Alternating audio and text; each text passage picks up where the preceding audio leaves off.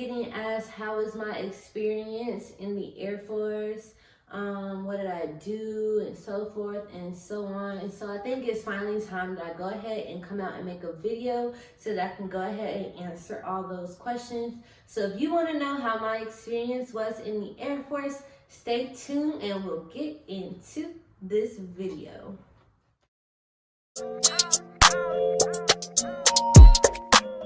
So my experience in the Air Force was it was one like no other, I would say. It was definitely fun for me.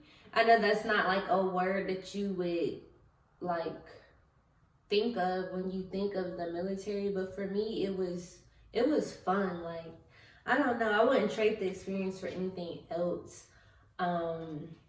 It really gave me an opportunity to get out of the small ass Carolinas. Because if y'all don't know, I am a Carolina girl. I was born in South Carolina, raised in North Carolina. Every vacation we would go to Myrtle Beach. We never really traveled to different states. Let my mom tell it, we went to Disney World or Disneyland, whichever one is in Florida. I think it's World, but whatever. We went when I was too young to remember. I don't remember any of that. So the Air Force really gave me a chance to get out of North Carolina and experience like different parts of the United States. I didn't get to deploy, but that's okay because I'm gonna travel on my own time now that I'm out anyway. I will say this though, it wasn't like easy going. Like, parts of my experience was definitely like a culture shock and a change for me. For one, I was the only Black female in my unit, so that took a lot of getting used to. In my unit, it was only men, so I was the only woman there for a period of time. But before I even get to that, let me get into the main question. Going to a summer camp, or like, it was like being in Orange is the New Black, really, to me. Like, you were separated from the outside world, but being there, it was like its own little world. And I'm not gonna speak for anyone else, I got comfortable in it. Like, and let me tell y'all, I'm probably like a bad example. Like, I'm not the model airman. I did some bad ass shit in basic training that I was doing stuff that I wasn't supposed to do, like, all the time. And I didn't really get caught doing it, and some of the stuff I kind of did on accident. Like, I didn't realize that I was doing it because, I don't know, I'm just bad in general, I guess. I don't know. But I say it was fun. It's not what you expect. Everyone thinks that, oh, you're just getting yelled at, you're running around all the time, just getting yelled at in your face. And that's really not the case. A lot of people don't know that you have to go to class or go to school. I mean, you do gotta exercise, and yes, I said school. You have to sit down in a class and learn about the military. You have to learn about finances. I think they teach you whole classes. They basically hold classes on the military standards. It was nothing like too serious, like you about to be an English 101 or whatever, but you still have to study while you're in basic training, and you have to take a test at the end of basic training. The hardest part of basic training for me was living with other girls. Being with 47 other females was definitely challenging. I didn't get along with most of them. There was always like tension in our little dorm area space. And it just really opened my eyes that some females, they nasty with their hygiene. Some females don't have good hygiene training. They don't, I don't know. Please, I'ma just say this. if you use tampons, they don't get flushed down the toilet. They get wrapped in tissue and thrown away. They don't get left toilet, on the floor, in the toilet, or flushed down the toilet. That's all I'll say.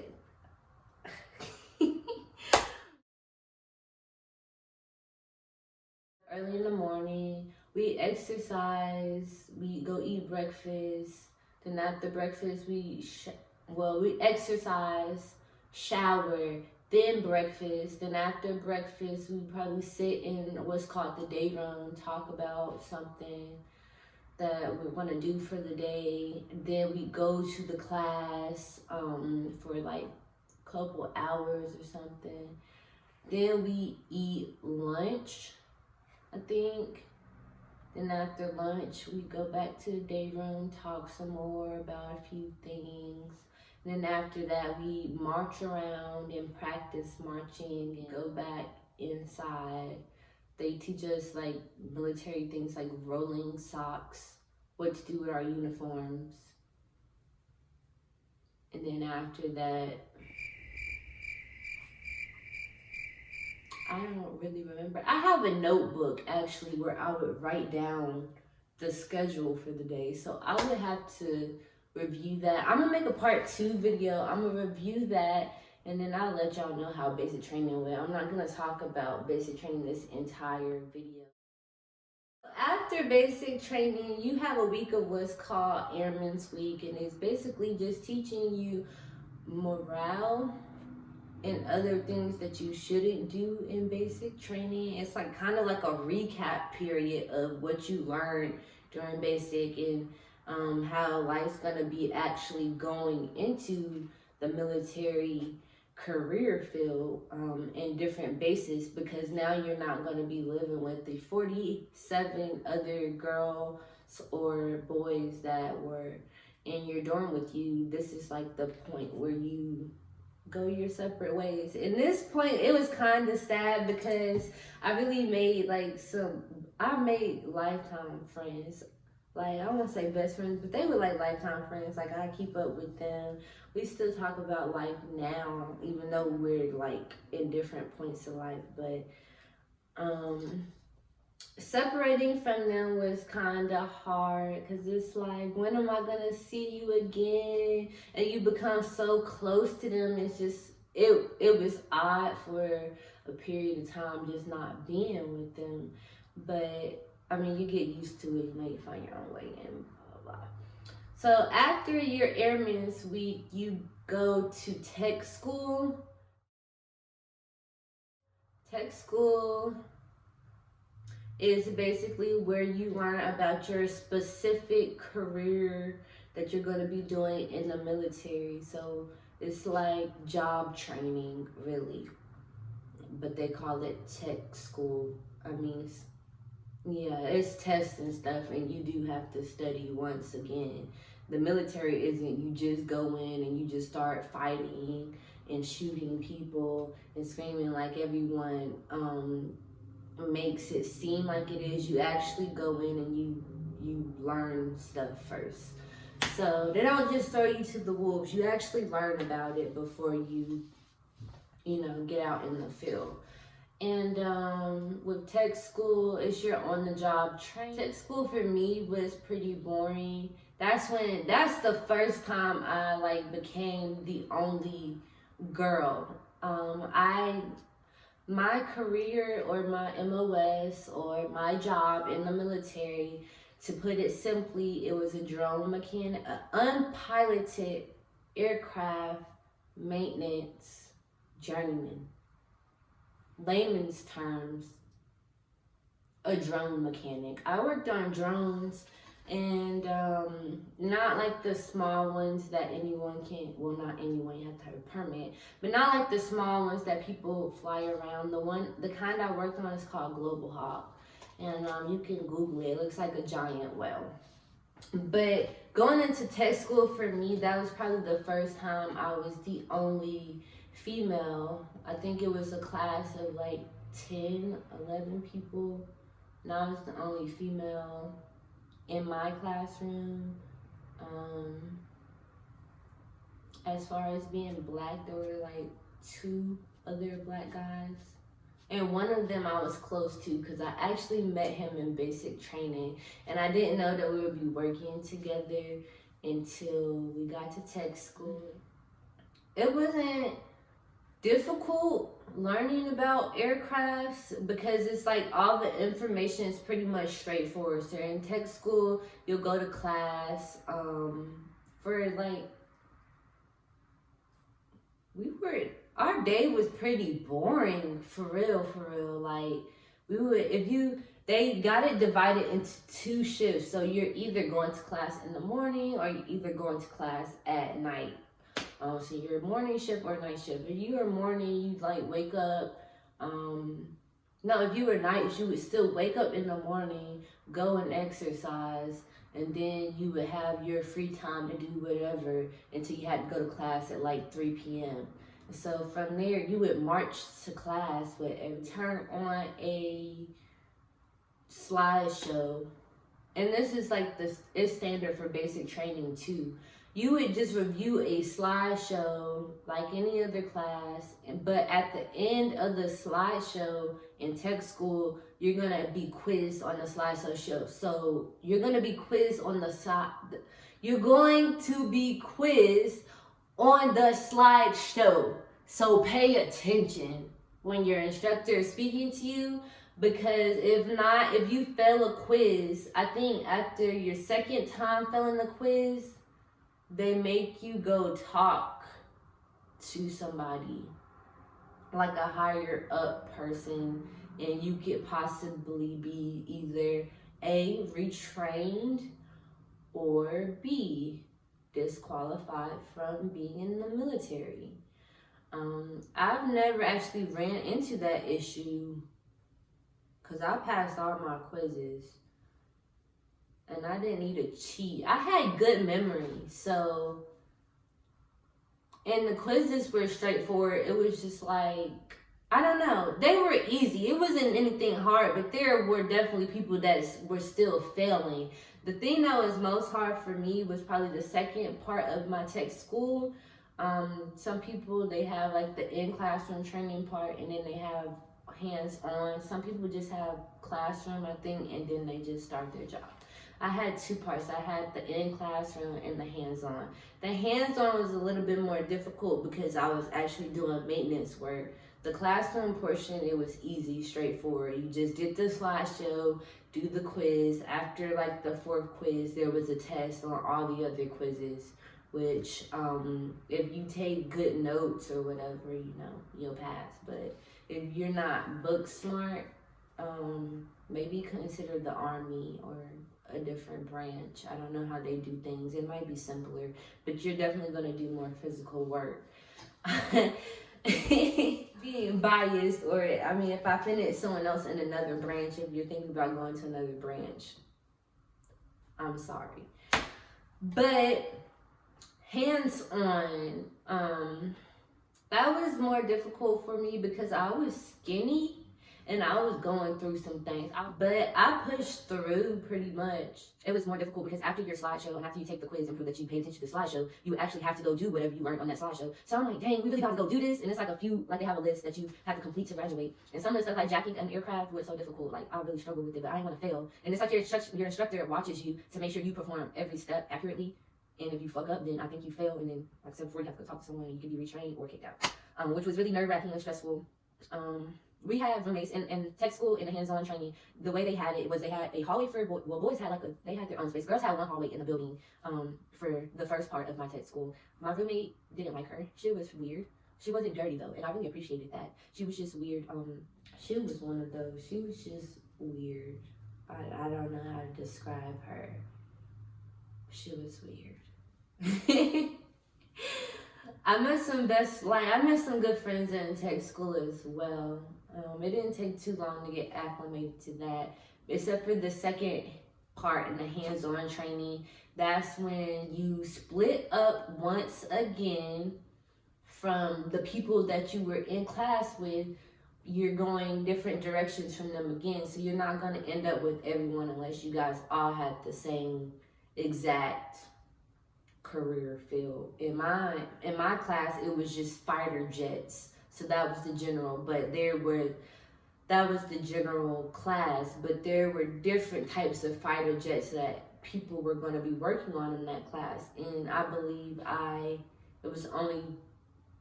it was 4 other guys that were with me in the class that had the same fighter jet drone that I was going to be working on. So when we split up from everybody else, I was with those other 4 guys, however many. And we all didn't leave at the same time. I got stuck with the weird guy. I left with him first to go. We left from Shepherd, Texas to Bill, California. And I was so excited to go to California, y'all. I had never been. I always wanted to go to California. I'm like, hey, I was gonna be super lit. One of my friends from basic training, she was like, oh, I'm in Arizona. We can meet halfway. So I'm like super lit to be in California. And it was really short lived because I found out that not all California is the same. I ended up in North Cali.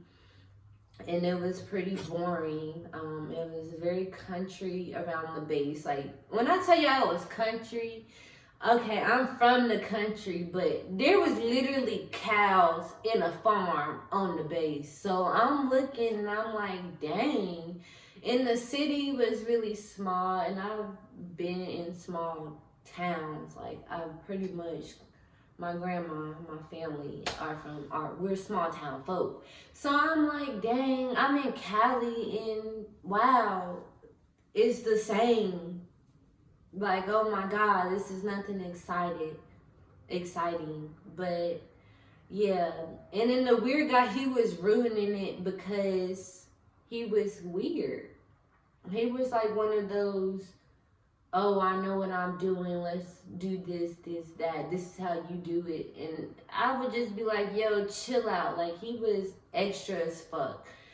He ruined it because I had to be on the flight with him. And he was just talking like he knew everything on the flight. So when we first got there, he got in trouble for running his mouth too much. One thing the military does not like is you running your mouth too much. So... be mindful of that if you do decide to join the military. Just sit back and relax and just listen. It's more about listening than actually anything else. But my instructor there was pretty cool. She was a female, so I felt more relaxed. I felt more empowered with her being there. She would not let me fail, y'all. I was so thankful for her because all the other men, they were kind of assholes, but she pushed me, and I really needed it. One thing about my experiences, I did have a lot of female figures that would push me. Like, even in basic training, once I tell y'all that story, we only had one female instructor. She was tomboyish, but she would push all of us. She won't take enough shit from none of us. And I was grateful for her too. It's a lot of female figures that I'm so grateful for, because if I was like the only, like if I didn't have them, I don't know. I have thick skin, but being in the military proved to me that my skin, like, it's thick, but you always need support. Yeah, anyway, it was a very small town, and the closest city was Sacramento. There maybe twice to the mall and the airport to fly out of Cali. Where did I end up? You want to know where I ended up? I went from California, beautiful, sunny, and nice, to North Dakota. Not like everyone always guesses, but I got stuck in Grand Forks, North Dakota. That was like the end for me. Like, that sucks, right? I almost got the chance to stay in Cali, but I would have had, because of my medical issues, but I would have had to repeat my entire course, and I didn't want to do that. And I wanted to just stay who I was with because I was being a dumb at the time. A story for now. I ended up in North Dakota, and that was the end for me. Like, the only thing good about ending up in Grand Forks, North Dakota, is that the Mall of America was 5 hours away, and I can definitely take a drive. I can drive 5 hours, and I did multiple times, and I enjoyed that. But that was the only good thing about ending up in. I won't say that's the only good thing. That sounds negative, but the best thing about ending up in Grand Forks, North Dakota. It wasn't the career field for me, but it was the career field I got put in. I didn't really complain about it, but like in my head, I'd be like, damn, I don't want to do this shit. Like, the fuck? Like, this ain't me. Like, the hell, this for men. But I mean, being a. Probably because I was the only girl there, and they would always pick on me and be like, "Oh, you don't do nothing. You lazy," or they would just joke. But really, I would be doing more shit than they would do, or like sometimes it would take them forever to figure out something. I already figured it out in my head, but I ain't like want to voice nothing, so I would just sit there and let them figure it out themselves. But the only girl there, um, it was hard. I had to get used to how white men joke around. They can be ruthless, like pretty much. They would say any and everything around me. At first, they were like a little scared, but once they got comfortable, oh baby, once they got comfortable, they would say any and everything that they could think of in their head. Like, and I would just, in my head, I would just be like, okay, what the fuck? But I had to laugh it off because it's like, I mean, it was like being in a male locker room. Was very short lived, I would say. It was very fun. It was a very eye opening experience. It had its ups and downs just like any other experience, but I wouldn't change my experience at all. I'm glad that I was the only girl in the office. I'm glad that I was the first black girl to be there for that program, because it really taught me a lot. I feel like it really prepared me more for life. Even though I was being reckless while doing it, it really prepared me for life. And it was my first job. Like, I never had a job before I joined the military, so that's probably why I was as reckless as I was. But I don't know. If you guys have any other questions about anything military related that you want me to answer about basic training, because I will be doing a video on that, feel free to go ahead and comment, and don't forget to subscribe.